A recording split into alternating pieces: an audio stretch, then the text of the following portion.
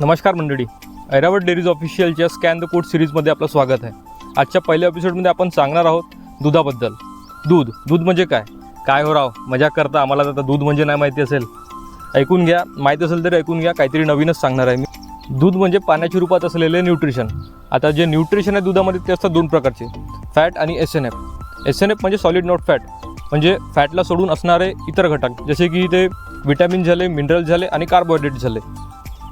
आता बघूया जे काऊमध्ये आणि बफेलोमध्ये म्हणजे गाईच्या आणि म्हशीमध्ये जे आहेत फॅट आणि SNF। गाईच्या दुधामधील फॅट आणि SNFचा जो प्रमाण आहे तो असायला पाहिजे 3-5-8-5चा, म्हणजे कमीत कमी 3.5% त्याच्यामध्ये फॅट असायला हवं आहे आणि 8.5% त्याच्यामध्ये SNF। या दोघांची जरी आपण टोटल केली तर ते असायला पाहिजे 12%।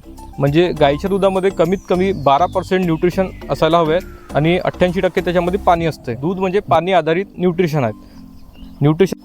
आता असंच असते म्हशीमध्ये पण फॅट आणि SNFचा जो प्रमाण आहे तो असते 6090, म्हणजे कमीत कमी त्याच्यामध्ये 6% जे आहे ते फॅटचं असायला हवं आहे आणि 9% SNFचं असायला हवं आहे। या दोघांची जरी आपण टोटल केली तर कमीत कमी 15% त्याच्यामध्ये न्यूट्रिशन असायला हवं आहे आणि 85% पाणी। आता जाणून घेऊया गायच्या दुधाचे फायदे। गायच्या दुधामध्ये न्यूट्रिशनल कंपोजिशन जे आहे ते कमी असतात, तर यामुळे काय होते, डायजेस्टिबिलिटी आपली बरोबर असते, म्हणजे हे जे दूध आहे ते पचायला हलका असते as compared to buffalo milk. याच्यामध्ये कोलेस्ट्रॉल लेवल पण कमी असते, त्याच्यामध्ये ॲलर्जीचं जो प्रमाण आहे तो पण कमी असते। जसं आपण म्हशीच्या दुधामध्ये बघतो की त्याने ॲलर्जी असते, म्हणजे खुजलीची वगैरे कधी काय प्रॉब्लेम होऊ शकते। यामध्ये कॅलरीजची जे मात्रा आहे ती कमी असते आणि विटॅमिनने भरपूर असते। अशा प्रकारे जर आपल्याला दूध प्यायचं असेल लहान मुलांना किंवा आजोबा लोकांना, तर दूध तुम्ही गायचंच प्या।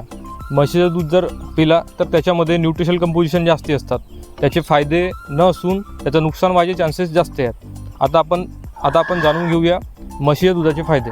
म्हशीचं दूध जो आहे तो आपण बाय प्रोडक्टसाठी वापरला जातो, जसं की दही बनवायसाठी, तूप बनवायसाठी, पनीर, मावा, खोवा व जे रेस्टॉरंट्समध्ये वगैरे जे स्वीट्स वगैरे असतात ते बनवायसाठी यांचा वापर केला जातो म्हशीच्या दुधाचा। म्हणजेच उपपदार्थ बनवायसाठी म्हशीचं दूध सगळ्यात छान आहे। आणि जर तुम्हाला प्यायचं असेल तर तुम्हाला गायचं दूध निवडावं लागेल। कोजागिरीमध्ये जो आपण दूध आटवतो तो जर तुम्ही गायच्या दुधाचा बनवला असेल कधी, तर तो पचायला हलका जाते, आणि जर म्हशीचं दूध जर पिलं असेल तुम्ही तर तो जडजड वाटते। आता जाणून घेऊया दुधाचे प्रकार। दुधाचे 3 प्रकार आहेत। पहिला प्रकार म्हणजे नॅचरल रॉ मिल्क, दुसरा आहे पॅश्चराइज मिल्क, तिसरा आहे होमोजेनाइज मिल्क। जो पहिला मिल्क आहे नॅचरल रॉ मिल्क, तो म्हणजे गाईच्या थनामधून डायरेक्ट निघलेलं दूध असते, त्याच्यामध्ये कोणतीही प्रक्रिया केली जात नाही। जर तुमच्यापर्यंत जर असं दूध पोहोचत असेल तर सगळ्यात अगोदर त्याला प्रायोरिटी द्या। त्याचा लाईफस्पॅन असते, जर नॅचरल रॉ मिल्कला जर आपण 2 ते 4 डिग्री सेल्सिअसच्या तापमानात जर फ्रीजमध्ये ठेवलं तर त्याची लाईफस्पॅन असते 2 ते 4 दिवस। 2 ते 4 दिवसापर्यंत हा दूध सेफ्टीने चांगला राहते। दुसरा आहे पॅश्चराइज मिल्क। पॅश्चराइज मिल्कचा जो लाईफस्पॅन आहे तो 2 ते 4 डिग्री सेल्सिअसच्या जर फ्रीजरमध्ये ठेवला तर तो 12 ते 14 दिवसापर्यंत ठीक असते, त्याच्यामध्ये प्रिझर्वेटिव्ह ॲड केलेले असतात। तिसरा असते होमोजेनाइज मिल्क। या दुधाची जे लाईफस्पॅन आहे ते असते 3 महिन्यापर्यंतची।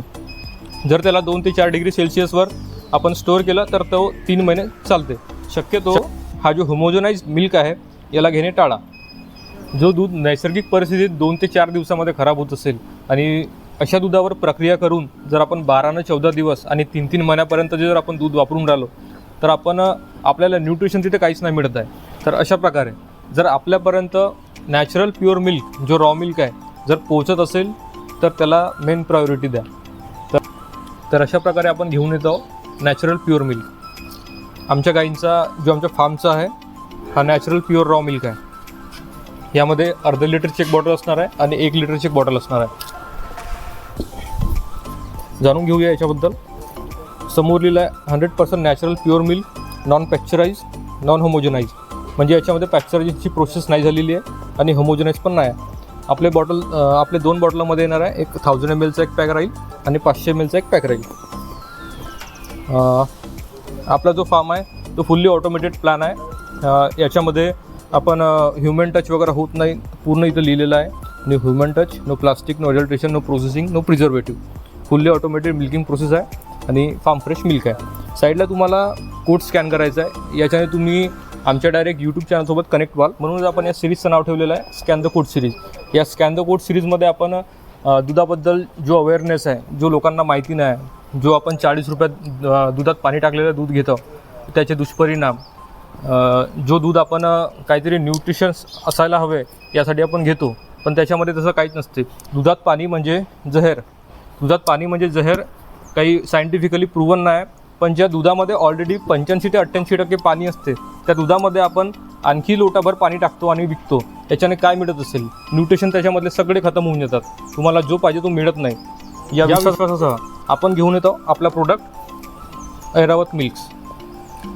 स्कॅन द कोड सिरीजमध्ये आपण दुधाबद्दल सगळं काही सांगणार आहोत, आमच्या फार्मबद्दल सांगणार आहोत, इतर लोकांपासून जो दूध मिळणार आहे आणि आपल्या फार्मपासून जो दूध मिळणार आहे त्याच्याबद्दल आपण सांगणार आहोत. आपल्या ब्रह्मपुरी शहरामध्ये पहिल्यांदाच कोणतरी फार्म चालू केलेला आहे. फार्मच्या दुधाची किंमत खूप जास्त असते. याच्यामध्ये त्यांना प्रॉपर डायटिंग केली जाते, डॉक्टरच्या सल्ल्याने सगळे कामं केले जातात.